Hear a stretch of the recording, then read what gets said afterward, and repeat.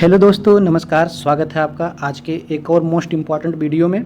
तो जैसा कि आप लोगों को पता ही होगा कि आपका 9 अगस्त को एजीटीए का 2759 वाले का पेपर हो चुका है। ठीक है, अब कैसा रहा लेवल और किस किस लेवल के क्वेश्चन आए उसमें, उसके बारे में आज थोड़ा सा मैं आपको एक ओवरव्यू देने वाला हूँ। ठीक है, हालांकि मैं ऐसी कोई कट ऑफ की बात नहीं कर रहा हूँ अभी।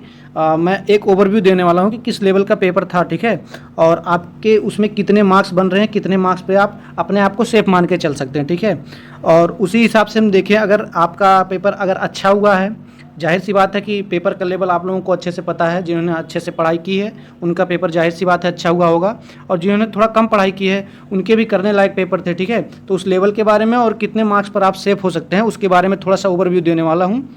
और जैसा कि आप लोगों को पता ही है कि आप लोगों का जो पेपर है गन्ना पर्यवेक्षक का, ठीक है, 1182 पोस्ट के लिए उसका नवंबर में डेट भी फिक्स हो चुका है। ठीक है, तो आप लोगों के पास ज़्यादा से ज़्यादा मोटी मोटा अगर मान के चलें तो 90 से 95 दिन बचा हुआ है। अब इस 90 से 95 दिन में अपने आप को एक मोटिवेट करके, जिसका मान लो किसी का पेपर ज़्यादा गलत हो गया है या फिर सही नहीं हुआ है, तो अपने आप को मोटिवेट भी करना है और अगले की तैयारी भी करनी है। क्या रणनीति इसमें हो सकती है उसके बारे में बताने वाला हूँ आपको। ठीक है, और आप लोगों को पता है कि अभी जो यूपी पशुधन अधिकारी की भर्ती आई है उसमें एग्रीकल्चर वाले छात्रों के साथ धोखा हुआ है। धोखा मैं इसलिए कह रहा हूँ क्योंकि उसमें जो एग्रीकल्चर बीएससी एग्रीकल्चर के छात्र है उसमें एलिजिबल ही नहीं है। ठीक है, तो उसके बारे में बात करने वाला हूँ कि उसमें सही स्टेप क्या है जो हम लोग आगे ले सकते हैं, चाहे स्टूडेंट हो या फिर सभी टीचर्स मिलके पूरी क्या रणनीति हो जाएगी कि इस पर हम लोग क्या मांग कर सकते हैं और क्या आगे कदम उठाएंगे उसके बारे में बात करने वाले हैं। ठीक है, तो इसके लिए मैं आपको यहाँ सही जानकारी देने वाला हूँ। ठीक है, और बीएससी एग्रीकल्चर जो एलिजिबिलिटी के लिए हम लोग ट्विटर कैंपेन भी करने जा रहे हैं उसके बारे में भी डिटेल बताने वाला हूँ, कैसे करना है, क्या करना है और क्या क्या मांगे आप लोगों को उठानी है। ठीक है, इसके लिए सही रणनीति और गन्ना पर्यवेक्षक के लिए आपको जो 90 से 95 दिन बचा है उसके लिए सही रणनीति क्या हो सकती है उसके बारे में वीडियो में बताने वाला हूँ। तो अगर आप पहली बार इस वीडियो पर विजिट किए हैं तो प्लीज़ चैनल को सब्सक्राइब कर लीजिएगा। ठीक है, तो सबसे पहले हम बात कर लेते हैं कि जो एजीटीए का पेपर हुआ है, ठीक है, 9 अगस्त को, उसका लेवल कैसा रहा।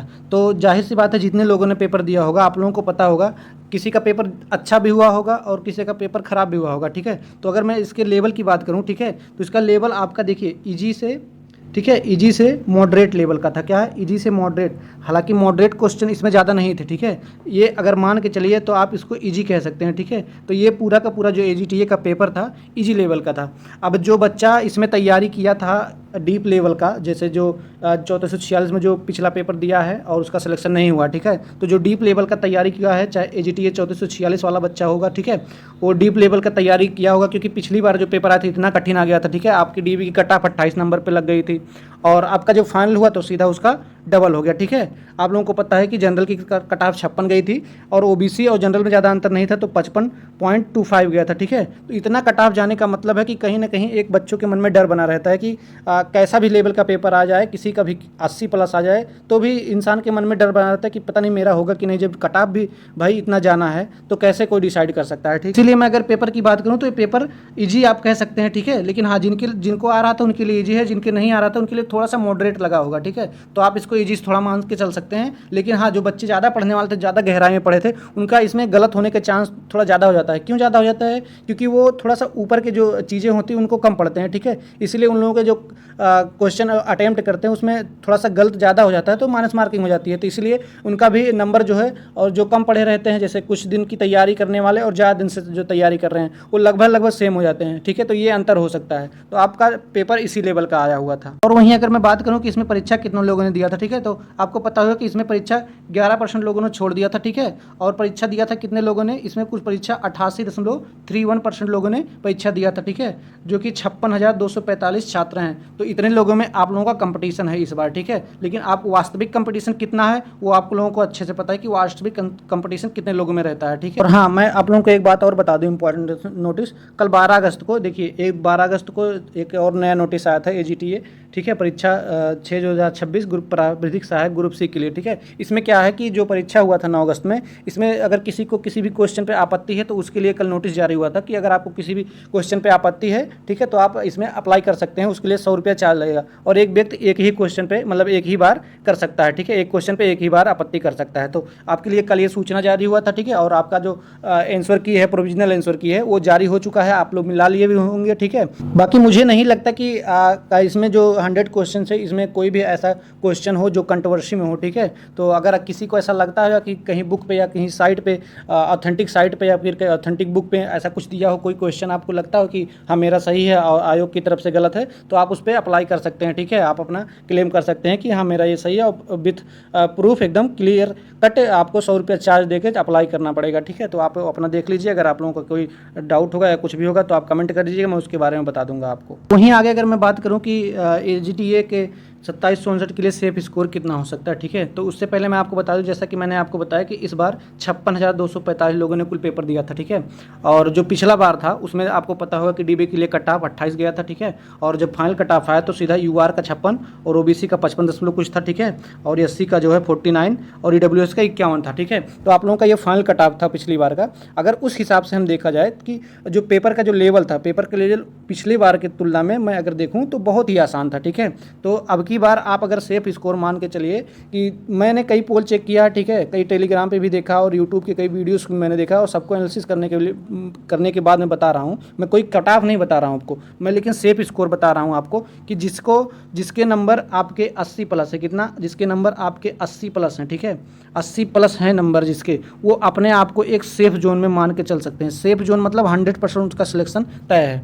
लेकिन अगर आपके नंबर 80 से नीचे हैं तो आप लोग अपनी तैयारी करते रहिए, क्योंकि आपका गन्ना पर्यवेक्षक का डेट है, ठीक है। तैयारी जितना अच्छे से करते रहेंगे, जो भी आप एनालिसिस कर लीजिए कहाँ हमसे गलती हुई है, पेपर में क्या गलती हुई है, उसको आप अच्छे से प्रैक्टिस करके कैसे भी करके सुधार कर लीजिए, ठीक है। लेकिन ये जरूरी नहीं है कि जिसके 80 प्लस नंबर है वो सेफ है, तो इसका ये मतलब नहीं कि आप अगली तैयारी नहीं करेंगे, आप अपनी अगली तैयारी करते रहिए, ठीक है। इससे कहीं ना कहीं बेटर पोस्ट है शुगर केन की, ठीक है, तो आप उसकी भी तैयारी करें, चाहे आपका 85 नंबर हो तो भी आप तैयारी करते रहिए। आपको ये नहीं सोच के बैठ जाना है कि मेरा 80 नंबर है, मेरा सिलेक्शन श्योर है, क्योंकि आपको पता है कि ये यूपी SSC आयोग है, कब क्या हो जाए कोई नहीं जानता है, ठीक है। तो आप अपनी तैयारी करते रहिएगा। अब अगर मैं बात करूं कि गन्ना पर्यवेक्षक का, आप लोगों को पता है कि पेपर का डेट भी आ गया है और ज़्यादा दिन आप लोगों के पास बचा नहीं है। कितना दिन बचा है आप लोगों के पास? मात्र मान के चलिए कि 90-95 दिन, कुल मिला जुला के 90-95 दिन आप लोगों के पास बचा हुआ है, ठीक है।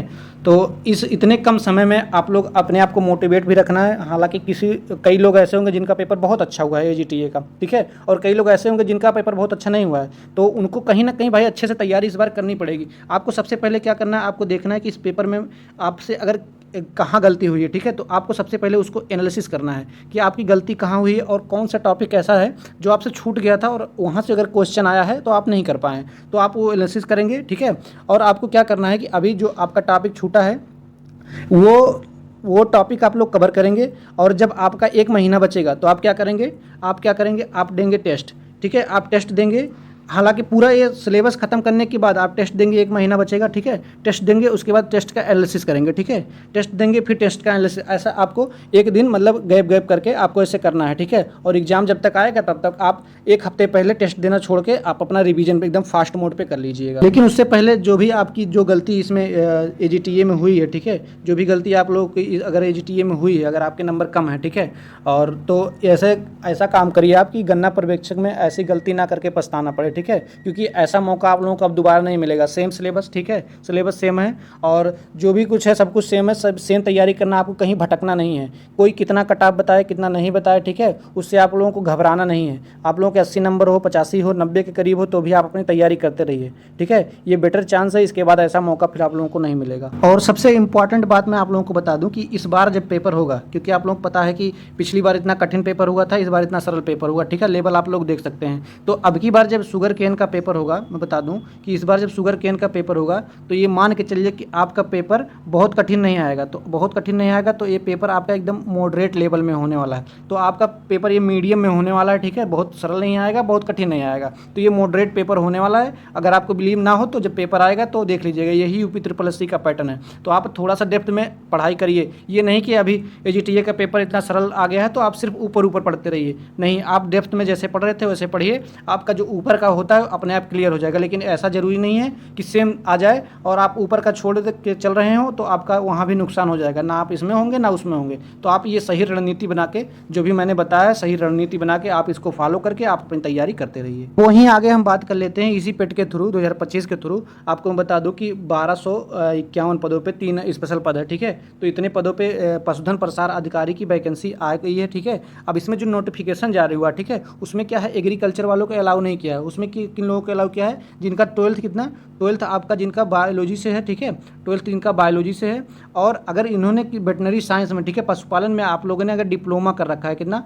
डिप्लोमा अगर कर रखा है तो यही लोग एलिजिबल हैं, ठीक है। इसमें एग्रीकल्चर के छात्र कहीं भी जिक्र नहीं है कि एलिजिबल है, ये नाइंसाफ़ी हो रही है, ठीक है। तो इसी के लिए जो भी है कृषि छात्रों के साथ अन्याय हो रहा है, ठीक है, ये बंद करें और हम लोगों को पुरजोर तरीके से आवाज़ उठाना है। इसके लिए हम लोगों ने देखिए, चाहे कोई कोचिंग वाला हो, यूट्यूब वाला हो, ठीक है, कोई भी टीचर हो या फिर टेलीग्राम वाले, सभी लोगों को मिलकर एक साथ आवाज़ उठानी पड़ेगी। इसके लिए हम लोगों ने रणनीति भी बना ली है, ठीक है। तो हम लोग क्या करने जा रहे हैं, मिलकर आवाज़ उठाने जा रहे हैं, जिसमें हमारी क्या मांग होगी, हमारी एक ही मांग है कि कृषि छात्रों को भी पात्रता में शामिल किया जाए, ठीक है। तो हम लोग ये ट्विटर कैंपेन करने वाले हैं और ट्विटर कैंपेन कब करने वाले हैं मैं आप लोगों को बता दे रहा हूँ। तो ये ट्विटर कैंपेन देखिए आप लोगों का है, ठीक है, कब है 14 अगस्त को सुबह 11 बजे, ठीक है। 14 अगस्त को सुबह 11 बजे आप लोग ज़्यादा से ज़्यादा जितने भी एग्रीकल्चर के BSc AG किए हैं सभी छात्र मिलकर एक साथ ट्विटर पे आप आइए, ठीक है, एक्स पे आइए आप, और ये आप लोगों का हैशटैग है, आप लोगों को ये कमेंट करना है, ठीक है। आप लोगों को यही टैग करके कमेंट करना है, माननीय मुख्यमंत्री जी हों या फिर गृह सचिव जी हो या फिर UP triple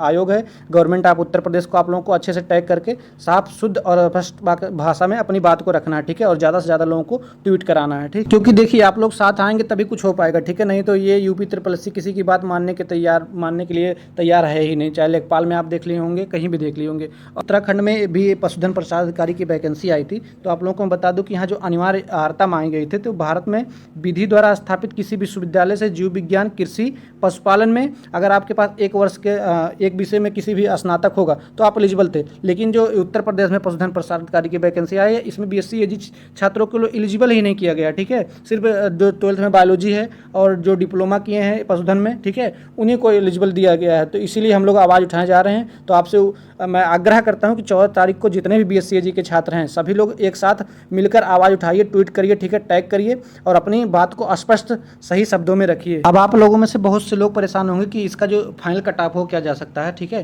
final cut off की अगर मैं बात करूँ, देखिए बिना एनालिसिस के फाइनल कट ऑफ बनाना बिल्कुल भी गलत होगा, ठीक है। तो मैं एनालिसिस कर रहा हूँ, ठीक है। जैसे ही सही डाटा मिल जाएगा, चाहे किसी का टेलीग्राम चैनल और देखूँ, वहाँ से मैं पोल चेक कर लूँ या फिर यूट्यूब से वीडियो देख लूँ या फिर किसी टीचर का एनालिसिस देख लूँ, सभी का डाटा लेकर पोल चेक कर अच्छे से मैं एनालिसिस करके फाइनल कट ऑफ की वीडियो बहुत जल्द बना दूंगा। तो आप फाइनल कट ऑफ के लिए पहली बात तो परेशान मत रहिए, आप अपनी अगली तैयारी करते रहिए, ठीक है। आपके कितने भी नंबर हो आप अगली तैयारी करते रहिए, ताकि अगर कोई गलती आपसे इस वाले वैकेंसी में हुई है तो अगली वैकेंसी में ना हो, ठीक है।